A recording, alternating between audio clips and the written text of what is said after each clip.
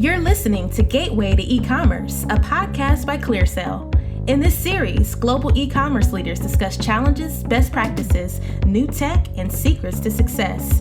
And now your hosts, Sarah and Denise. When we started working on this podcast, it was a question that came to mind of, have you ever really thought about if it's possible to provide great security on the back end and still continue to have a good experience for the customer? And that's exactly what we're going to delve into today, based on a survey that we commissioned in March from Sapio. And it was a survey that talks just about these points. So Sarah, you were instrumental in creating that survey and working with the team at Sapio. What were your thoughts, or what were you trying to get out of when you commissioned it? First of all, it's important to mention that we did the survey with 5 different countries. So one of the things that we wanted to see is how people behave in each one of these countries. So today we're going to talk about the US, but we also have data for Mexico, Australia, UK, and Canada. We were looking to understand behavior of people in regards to fraud protection, data security, and how do this impact their purchasing behavior on internet. We can say that the main findings that we have, it's like the data and fraud protection matter for customers, but they cannot sacrifice the customer experience, which is really hard. We're going to talk further about this, but it's important to keep a balance here. And also the impact that falls to clients that we're also going to talk later in your e-commerce that maybe you never thought about. So we have some interesting things to share today. I think it's interesting that we commissioned it by country, and that's so important to note as well, because as you start to dig into the information, you do see a lot of differences from country to country and what is important, or the amount of trust a consumer has. All these things come into play. So given that, what was the first thing that you wanted to bring up? Let's start from the beginning. So before a person goes to your online store to make a purchase, we found out that 42% of people say that the possibility of online scams and fraud prevent them from shopping online. It's surprising that still nowadays we have people that they don't trust the internet to make purchases, which is something that you as a merchant can help to change by placing the right communication to your buyers and showing them that your site is legit and things like that, so they can break this barrier of being afraid and become one of the many people that are nowadays buy online regularly. And it's understandable that people are afraid, because we also found out that 21% of people in the US already experience online fraud, which is a pretty high number. And we also have the fact that people understand that fraud protection is important. So we have 56% of people saying that fraud protection is more important than the online privacy and keeping their data and behavior private from other usages. People understand that this is important and that it's a relevant topic nowadays. But on the other hand, when we look to older people over 55, we found that only 45% of people believe that online fraud protection is more important than online privacy. So we see here that older people, they're more worried about what we are going to do with their data. So it's important to keep your communication clear with them. And lastly, on this topic, we found that 84% of people are more likely to shop from trusted websites, even if they have a price slightly higher or the delivery time is slightly longer. So here's something that we also talk about, that customer experience and the experience of the person on your website sometimes is much more important than the price. And that competing only in price nowadays might not be the best strategy for you. That's so true. And there's a lot to digest there and a lot to consider. So if you're a merchant and you've got a site and you're selling electronics, we've talked about this in a previous episode, where electronics might be one of those first products that people buy. And that goes back to that branding that you talked about, because if you're selling an Apple iPhone on your site, as an example, people trust and know that an Apple iPhone is always going to be an Apple iPhone. But then it gets a little bit more complicated if you've got a product like a clothing line that you own, or a handbag line that you've created, that's your own brand, and you're still trying to establish that brand. There are a lot of other things that you have to consider. So Yeah, making it clear to them that it's a welcoming store, that it's a secure store. All these sorts of things come into play and are very, very important. That's so true. Yeah, which connects us to the next topic, which is what is the impact or what might be the potential impact of fraud protection on the customers abandoning a purchase? What we found in this survey is that 80% of people will likely not proceed with the purchase if the merchants ask them to send copies of documents, which is something that unfortunately we still see companies doing nowadays. If you're buying something, let's say for the first time, people ask you for a copy of your picture ID, you holding your picture ID, so they make sure that you are the person in the picture and things like that. Almost 65% of the people wouldn't call the customer service in order to confirm data. So if you're not, if you ask them to actively call you to confirm data, 65% of people would say they wouldn't do, and 35% of people wouldn't try again after having a transaction decline. For some people, it's not that you're going to decline and ask them to try again with different information. 35% of people say they wouldn't do it, they would just give up. And 29% say they would abandon a purchase if they felt there too many data security steps. So it's important here that you keep those facts in mind so you balance right your strategy of fraud protection versus the customer experience that you're having. That's so true. And you touched on some really big stats there. If you start digging into it, those are all opportunities from the merchant's perspective to lose customers. And you think back to marketing 101 or e-commerce 101, where you learn from the early days that every single click that you make a merchant or a customer do throughout that process, that means you have the potential to lose them within that process. And this is no different. If you see that, the stat that stands out to me, that 64% wouldn't call the customer service to confirm data, that means that the majority of people probably wouldn't finish that transaction. So if you are putting yourself into your customer's shoes and saying, okay, what are the tolerances? And oftentimes we find merchants don't even know what are the processes behind the scenes. So if they're outsourcing their fraud services and somebody is injecting these services into the process, it's something that could be unbeknownst to the merchant. So as a merchant, you should be talking to your third-party services across the board and finding out what exactly is the customer experience, and is that something that I want to present to them? Because these are all things that are ways to really lose customers at the end of the day.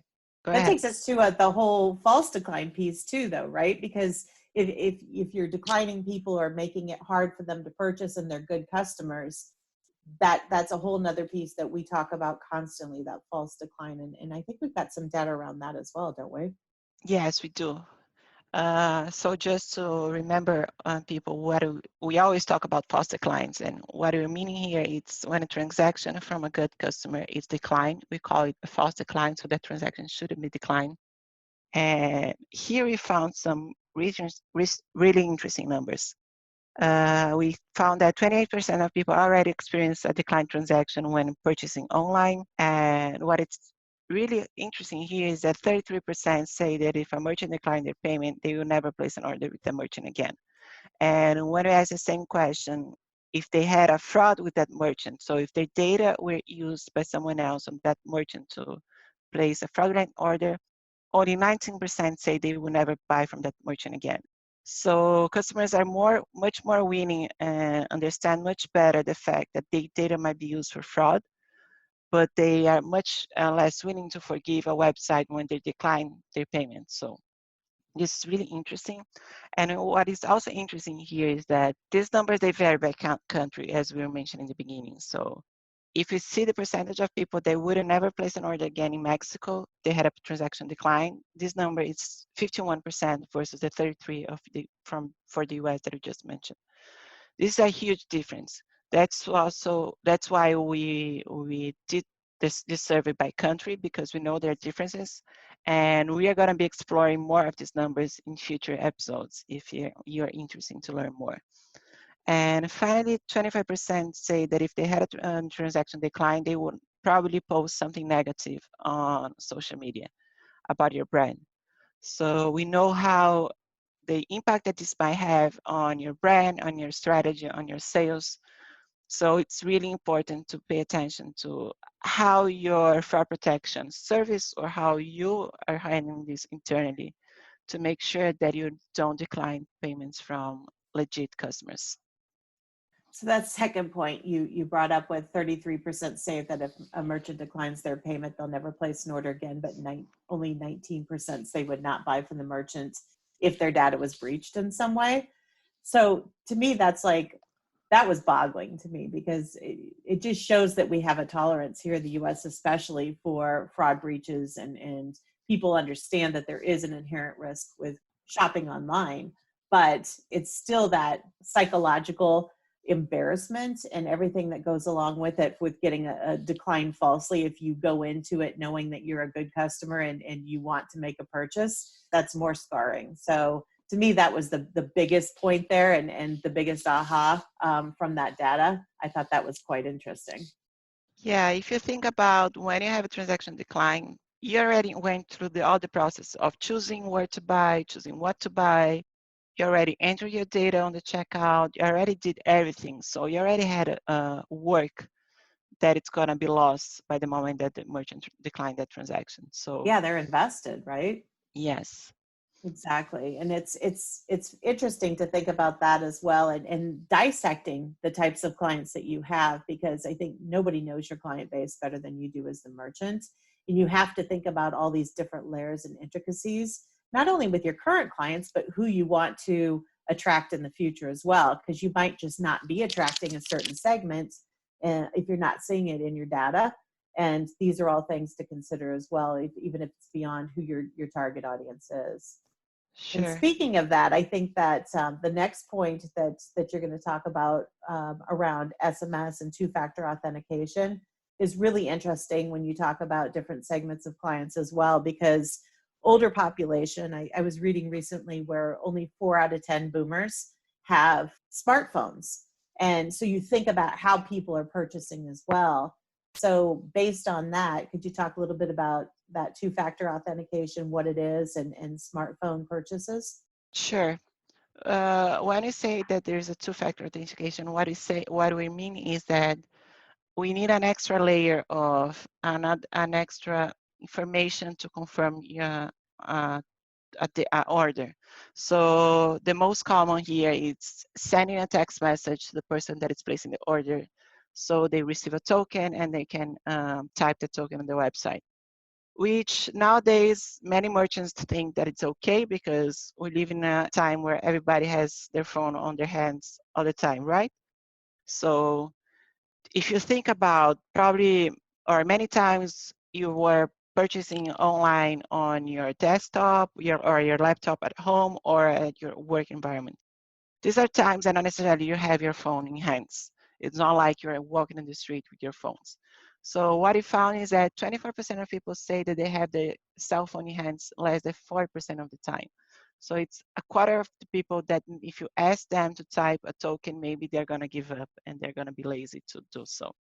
And 40% of people say that they have the cell phone in hands less than 80% of the time. And we have similar conclusions when you talk about having the credit card in hands in case you're thinking about asking people to retype information from the credit card. It's similar to the cell phones where we have 25% say that they have the cell phones in hands less than 40% of the time. This number is 26% for credit card holders. And 62% say they have the credit cards in hands less than 80% of the time. So again, any friction action or potential friction that you might have in your checkout process increase the chance of card abandonment, of course. So here it's interesting to make people think about this. So we always say that extra seconds on your checkout process or how many clicks you're doing heavily impact your conversion rate, but people don't say too much about the payments uh, process or the payments experience of your website. So these are just some facts that might invite you to think about what is the checkout process for your store when you think about payments, and what are the potential impacts that you have when you're adding an extra layer of security. especially when you say that 35% of people never buy on your store again if they have a transaction decline. You're not only losing that transaction, but you're losing that customer lifetime value because they probably will never come back in the next years, which is a pretty high impact if you think about. It's so true. You spend so much time and effort to try to get customers to your site and then to lose them because of something as simple as adding an extra second or adding an extra step for them. It's just almost insane to think that you would allow that to happen as a merchant. So a challenge to merchants would be to look at that process and those stats and the different events that occur after that payment is entered. Because I think a lot of times when I talk to merchants, they think, okay, the payment's entered and then it's out of their hands and it's done. And it isn't all the time. I think we're seeing from these stats that there's potential for fall off and potential for improvement on the part of the merchant, which takes everybody to that whole point of thinking for the holiday season and making improvements and making sure you're streamlined as much as possible for the holiday season. And I think you have to also consider the fact that during the holiday season there are a lot of first-time buyers, and this could hit them harder if you don't improve these processes, but it could also win over customers for a long time and make them into multi-time buyers for you and repeat customers over time. So there's definitely a potential upside there for you. Sure, and it's also important to think that we are not saying that you should never use an text message token, or that we can never use a customer service to help to approve an order. It's just that there is no one solution fits all here. So you have to be smart about when you are using each one of these strategies. Sometimes you are selling to older people, younger people, people are different countries. Sometimes you might use some of these strategies as the last resource because we'll be declining the transaction anyway. So it's really important to think about your business and what makes sense for you. So Sarah, you shared a ton of numbers today and a ton of interesting and compelling thoughts for the merchant to put into play. And I think the biggest takeaway is really around that customer experience and making sure that we are setting them up for success in that purchase process and not leading them down the path that's going to make them go astray. So given that, this full report will be available to you so that you can digest even more information. And that's on our site, www.clear.sale. In addition, we've got articles and blogs around different aspects of the impact on a locale by locale basis. So be sure to check out the blog as well. As we wrap up, remember that we want to thank you for listening to the Gateway to E-commerce podcast, where global e-commerce leaders discuss challenges, best practices, new tech, and secrets to success. Subscribe to our podcast on Apple, Spotify, or Google Play, and please leave us a review. We'd appreciate that. Join us next time for episode 9, where David and Raphael are going to talk about going into the holiday season. We'll see you then. For more e-commerce insights, visit us on our website at clear.sale.